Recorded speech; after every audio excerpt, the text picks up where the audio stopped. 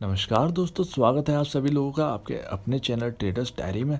दोस्तों, बेक्टर फूड्स का जो शेयर का आईपीओ आया था दोस्तों, बम्पर आईपीओ था, जिसके बाद तो चांदी ही चांदी हो गई थी इन्वेस्टर्स की, जिन्होंने ऊपर 100% की लिस्टिंग गेंस के साथ इसके शेयर में प्रॉफिट बुकिंग करी थी और 600 रुपये का हाई मारा था इस शेयर ने। तो दोस्तों, ऐसा क्या हुआ कि अब ये शेयर अपने ऑल टाइम लो के आसपास आ चुका है, लगभग 14 रुपये दूर रह चुका है। 328 रुपये का इसका 52 वीक लो है, तो उसके 14 रुपये ऊपर ही काम कर रहा है ये शेयर। तो ऐसा क्या हुआ दोस्तों, क्या फंडामेंटल में क्या कोई दिक्कत है या कोई खबर है जिसकी वजह से ये शेयर नीचे जा रहा है, ऑल टाइम लो क्यों लगा रहे हैं, और क्या ये गिरावट जारी रहने वाली है या इस शेयर में यहाँ से सपोर्ट देखने को हमको मिलेगा। तो आइए चलिए बात करते हैं दोस्तों।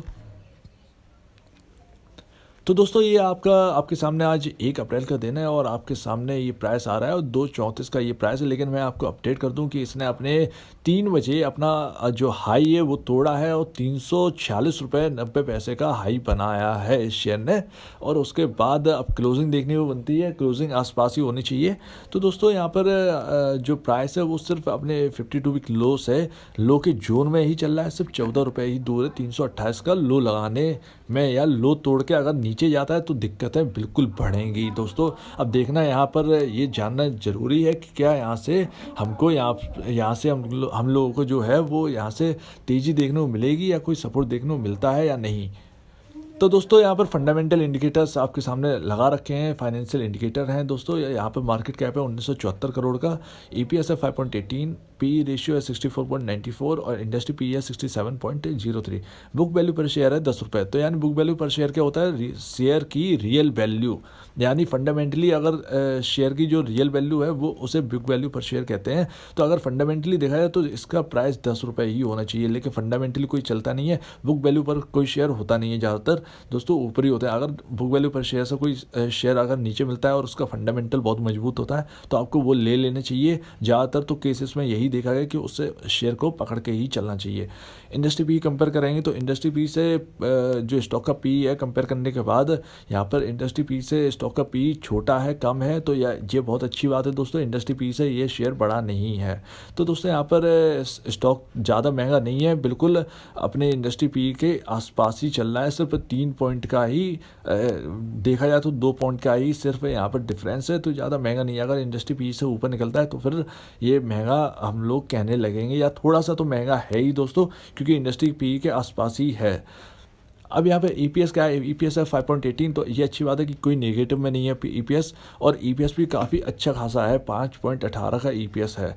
तो यानी कंपनी आपको अच्छा खासा कमा के दे रही है, यानी एक शेयर पे 5 रुपये 18 पैसे कमा के आपको दे रही है। मार्केट कैप भी यहाँ पर छोटा है, 1974 करोड़ का मार्केट कैप है दोस्तों। तो यहाँ पर 2000 करोड़ के आसपास का मार्केट कैप है, तो काफ़ी छोटी कंपनी है दोस्तों, ज़्यादा महंगी कंपनी नहीं है मार्केट कैप के हिसाब से देखा जाए तो।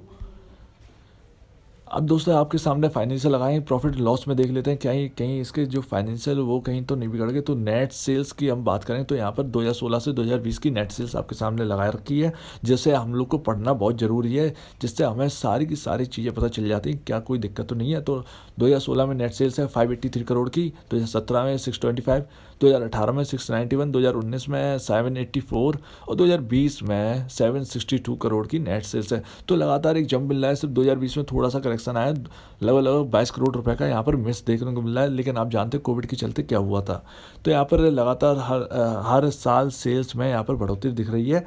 तो अगर हम बात करें इसके पीएटी यानी प्रॉफिट आफ्टर टैक्स की, तो यहाँ पर भी सेम है, 2016 से 2020 की रिपोर्ट है। और 2016 में 40 करोड़ का प्रॉफिट था, 2017 में 29 करोड़ का, 2018 में 36 करोड़ का प्रॉफिट था, 2019 में 33 करोड़ का और 2020 में 30 करोड़ का। तो यहाँ पर आप देख रहे हैं कि लगातार यहाँ पर एक डाउन टर्न दिखाई दे रहा है, यहाँ पे डाउन साइड यहाँ पर देखने को मिल रही है पीएटी में।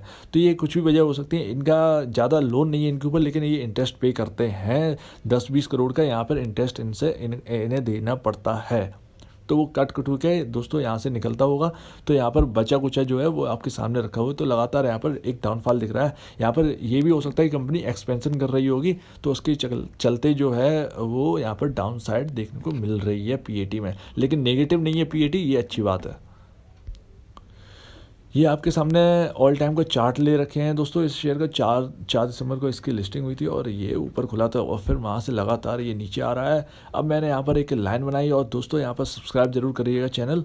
तो यहाँ पर दोस्तों मैंने यहाँ पर जो आपको लाइन दिख रही है ग्रीन कलर की, उसके ऊपर एक डॉट दिख रहा है, तो वो जो ग्रीन लाइन है वहाँ वो लगातार गिरते हुए वहाँ से एक बेस बना है दोस्तों, जिसके बाद आप देख रहे होंगे 2 और कैंडल हैं जो उसके नीचे से नहीं बनी है, उसके ऊपर ही चल रही हैं। लगातार छोटी छोटी बाइंग देखने को मिल रही है लेकिन ऊपर चल रही हैं। तो दोस्तों यहाँ पर इतना शेयर गिर चुका है कि हमें खरीदना चाहिए दोस्तों। अगर फंडामेंटली कहें तो एक बार रिस्क जरूर लेना चाहिए, लेकिन विद स्टॉप लॉस। अगर यहाँ पर जो नए बंदे हैं जो लेना चाहते हैं इस शेयर को, तो यहाँ पर जो 52 वीक लो है उसका स्टॉप लॉस आप लेके चलिए, यानी 328 रुपये का जो लो है, तो आप 327 रुपये का स्टॉप लॉस लगा के चल सकते हैं दोस्तों। यहाँ पर नई खरीदारी जिससे करनी है वो। अब जो होल्ड कर रहे हैं, तो अगर आप ऊपर से होल्ड कर रहे हैं 600 या 500 रुपये के लेवल से, तो आप यहाँ पर एवरेज करके चल सकते हैं दोस्तों। यहाँ पर आपको एवरेजिंग की ही जो स्ट्रेटजी है वो अपनानी चाहिए, लॉस को बुक नहीं करना चाहिए। ओवरसोल्ड जोन में है लेकिन कुछ इंडिकेटर कह रहे हैं कि ये न्यूट्रल भी है, तो यहाँ पर दोनों मिक्सअप है। यहाँ पर कोई ना तो ओवरसोल्ड जोन में है ज़्यादा, ना ही ओवरबाउट जोन में है, तो यहाँ पर एकदम न्यूट्रल है स्टॉक। अब दोस्तों जिनको जो भी हो, जिसे होल्ड करना है, जिसे बाई करना है, तो वो अपना सिर्फ और सिर्फ ऑल टाइम लो का यानी 327 रुपये का स्टॉप लॉस लेकर चलना ही चाहिए। ये ज़रूरी होगा, अगर आप लेकर चलना चाहते हैं तो आपके लिए ठीक होगा। तो ये मेरी तरफ से दोस्तों आपको स्टॉप लॉस है, आप ये स्टॉप लॉस लेकर चल सकते हैं। बाकी अपने फाइनेंशियल जो एनालिस्ट हैं उनसे आप बात करिए, जो एडवाइज़र हैं उनसे बात करिए। आपने फंडामेंटल देख लिया, अगर आपके कोई फाइनेंशियल एडवाइज़र नहीं है तो आपने फंडामेंटल तो देख लिया है, तो आप अपने हिसाब से चल सकते हैं इस शेयर में। तो क्योंकि ये 50% तो गिर ही चुका है अपने हाई से, तो दोस्तों यहाँ पर ज़्यादा कुछ नहीं, यहाँ पर कभी भी बाइंग आ सकती है, लेकिन अगर ऑल टाइम लो टूटता है तो यहाँ पर दिक्कतें बढ़ेंगी। अब दीजिए मुझे इजाज़त। वीडियो देखने के लिए बहुत बहुत धन्यवाद दोस्तों।